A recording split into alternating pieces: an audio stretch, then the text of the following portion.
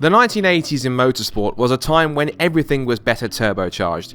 Formula 1, Group A touring cars, Indy cars and Group B rallying all jumped onto the forced induction bandwagon, and every high-performance road car was made infinitely cooler with the word turbo stuck on the end of its name. The same could be said for sports car racing, as the 80s helped produce a golden era that's never been bettered since. Group C. Lasting from 1982 until the end of 1993, Group C was dominated over the years by the likes of Porsche, Jaguar, Lancia, Nissan, Sauber Mercedes, Mazda, Toyota and Peugeot, all of which producing iconic cars synonymous of the era. However, there was a selection of machines that flew under the radar and were deemed not so successful, either due to unreliability, lack of development, or just being incredibly uncompetitive. With that in mind, here's the Downforce UK list of 10 Group C prototypes you never knew existed. We begin in 1982 at the beginning of Group C with the Mirage M12. Mirage had already been previously successful in sports car racing with the M1, a modified GT40 that took a number of race victories, the M3, and a win at Le Mans in 1975 with the GR8 thanks to Derek Bell and Jackie Ickx. With Group C approaching, Mirage needed a new car to keep up with the competition. To that end, the M12 was born thanks to designer John Horsman and Howden Gantley's Tiger Racing Cars outfit. Sporting ground effects and a 4-litre Cosworth DFL V8, the car was tested extensively at Ford's Proving Grounds in Phoenix, Arizona, and was once clocked at over 220 miles per hour. Despite still being a little on the heavy side, a car was entered for the 1982 Le Mans 24 Hours with a star driver lineup of Mario and Michael Andretti, and it managed 212 miles per hour in practice, leaving spirits fairly high. However, merely 20 minutes before the start of the race, the officials deemed the M12's oil cooler to be illegal, leaving it stranded in the pit lane and unable to complete the start. The car did make 3 appearances in the IMSA GTP class a year later in the US, but after that, both the company and the car would never return to international competition again. Now, Australia isn't really known for making too many of its own sports cars, but one car it can attribute in its history is the very unique Veskanda. It was conceived in 1985 thanks to the initiative of racing driver and photographer Barry Van Elsen, who commissioned John and Bob Murphy to design a ground effect sports prototype that conformed to the Group C rules. It was finished in June of that year with Australian racing legend John Bowe driving its first laps. A wheel failure during testing didn't help matters, but once up and running, Bowe began winning races in the Australian Sports Car Championship straight away. 1986 would see domination of the championship with Bowe at the wheel as he won every race that year, as well as remaining in contention in 1987. 1988 would even see the car entered into the FIA World Sports Car Championship season finale at Sandown Park, where Bowe and his good friend and fellow racing legend Dick Johnson qualified the car an impressive 8th against the Jaguars and Sauber Mercedes. It would finish 8th before being disqualified for exceeding the fuel limit in what was its last competitive race. The car was powered by a number of Chevrolet V8s, with engine sizes ranging from 5 to 6 litres, and since then it's been driven on racetracks across Europe in historic Group C events. It still remains one of the fastest racing cars Australia has ever produced. 1986 saw the creation of a prototype in the form of a Lamborghini, although this certainly wasn't a factory effort, but has to be admired. David Jolliffe, an official Lamborghini importer for the UK, had previously tried to run a Countach in what was Group B sports car racing, but couldn't get past the homologation stage. With no luck there, Jolliffe asked Spice Engineering to create a chassis for him, and with a 5.7 litre V12 producing over 650 brake horsepower dropped into the back, the Lamborghini Countach QVX was born. In terms of looks, it certainly does bear a resemblance to the Porsche 956 of the time, with elements of the Countach road car found throughout its design. Tiff Needell and Mauro Baldi were recruited to drive the car, but the QVX only really made appearances in lower level races, with lack of sponsorship and financial issues proving to be a constant problem. It was also entered for the 1986 World Sports Car Championship, but the car constantly no-showed at most of the events, including that year's Le Mans 24 Hours. It only ever competed at international level once at the non-championship Kyalami 500 km in South Africa, but failed to reach the finish. After that, the money dried up and the QVX's racing days were over. Who knows what it could have achieved with a proper budget, eh? Anyone who knows sports prototype racing will quite possibly know the name Norma. The French manufacturer is known these days for making CN spec cars, hill climb machines, and recently has dipped its toe into the world of LMP3. However, it made its own venture into Group C in 1990 with the M6. Having only been founded 6 years prior in 1984 by Norbert Santos and Marc Duche, the car was originally designed to use a 3.3-litre Cosworth DFL. Then the FIA changed the engine rules and Norma had to look elsewhere. They settled on an engine created by Moteur Guy Negre, or MGN for short, who had created a unique W12, which was said to be as compact as a V8, as powerful as a V12, and with pistons similar to that of a rotary engine. Sounds good on paper, but the engine was still rather heavy and complicated, and this would prove to be the car's downfall.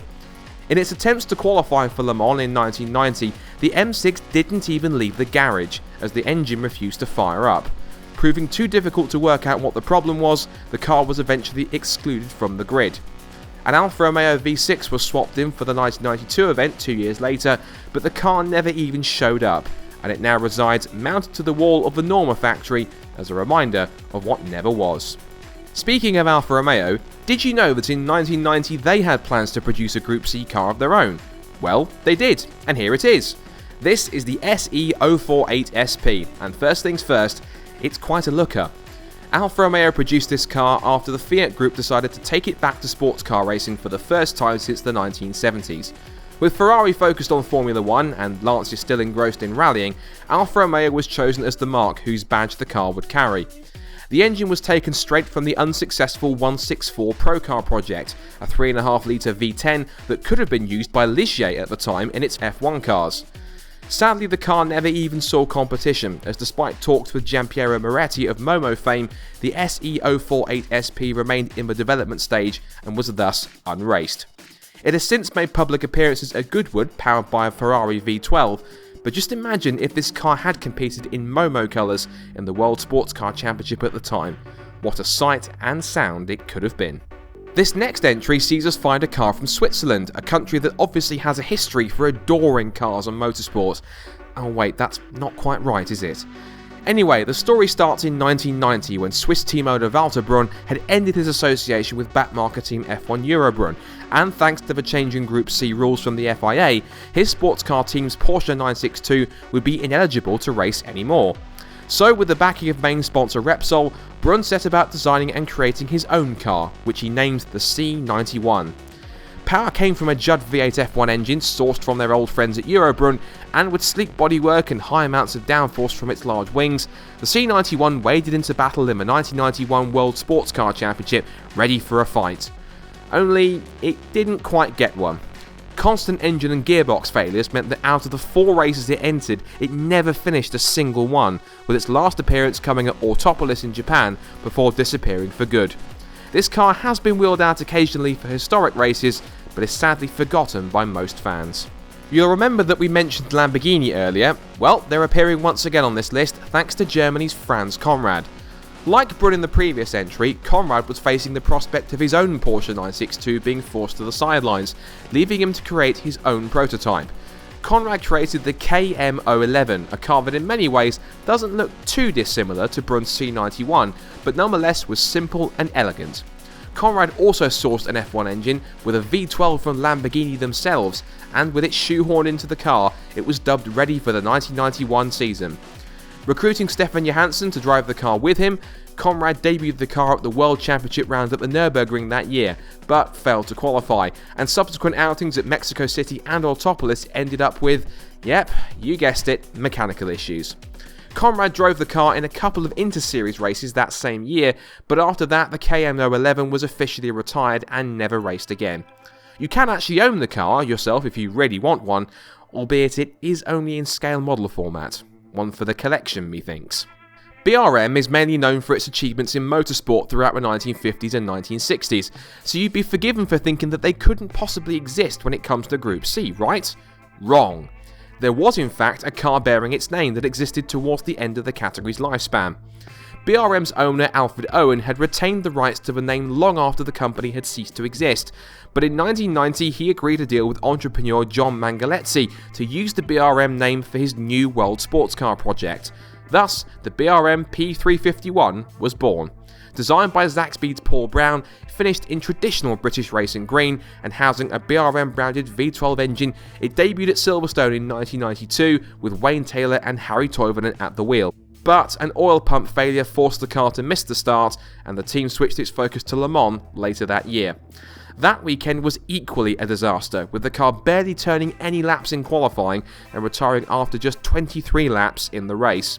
Attempted entries at Watkins Glen in America in the IMSA Championship and Donington Park in the World Championship also ended in failure, and with that, the team pulled out for good.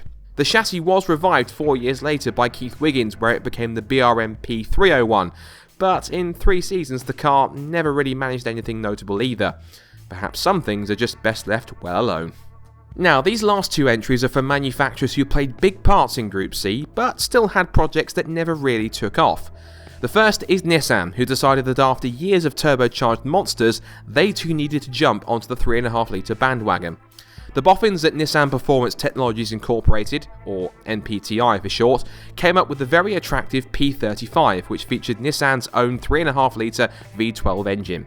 It was tested in Japan and in America by Johnny O'Connell, who once described the 620 brake horsepower VRT 35 engine as about the most amazing sounding engine I've ever driven. But even that couldn't save the American project from being cancelled. Nissan's own Japanese division created the new version called the MP35 that did race once at Fuji Speedway, where it qualified well but finished last, and that eventually led to any future development being scrapped.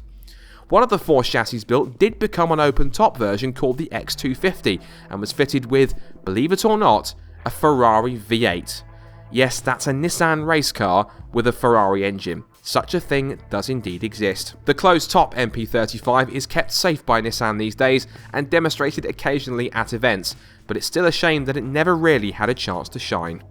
And finally on the list we turn to Peugeot. Now, yes, I know that Peugeot only made one car, the 905, and that there were 2 versions. The original, that ran in 1990 and 1991, and the Evo 1 that won Le Mans in 1992, with a B version repeating that feat a year later in 1993. But that's not the entire story, as there was in fact a second evolution that was created and intended for competition. Meet the Peugeot 905 Evo 2, which was given the strange but very cool nickname of Supercopter. Pretty striking, isn't it? And you'd have to say it wouldn't have looked too out of place at Le Mans during the late 90s and early 2000s either. Its designer, Peter Elray, described it as a single-seater with a cover to protect the suspension, and was said to have been able to produce so much grip and downforce that, without engine restrictors, it could have lapped them on in just over 3 minutes, quicker than even today's LMP1 hybrid machines. It's said some inspiration was taken from this car when creating the 2003 Le Mans winning Bentley Speed 8, showing just how ahead of its time the design really was. As for the car itself, well, it only ever tested at Manucore once, and since then has never turned a wheel in anger. But one has to wonder that maybe, just maybe, it paved the way for what we've had so far in the modern era of LMP machines, including Peugeot's very own 908. So that's our list done and dusted. Be sure to leave a like if you enjoyed the video, and comment below with any more forgotten Group C machines we may have missed.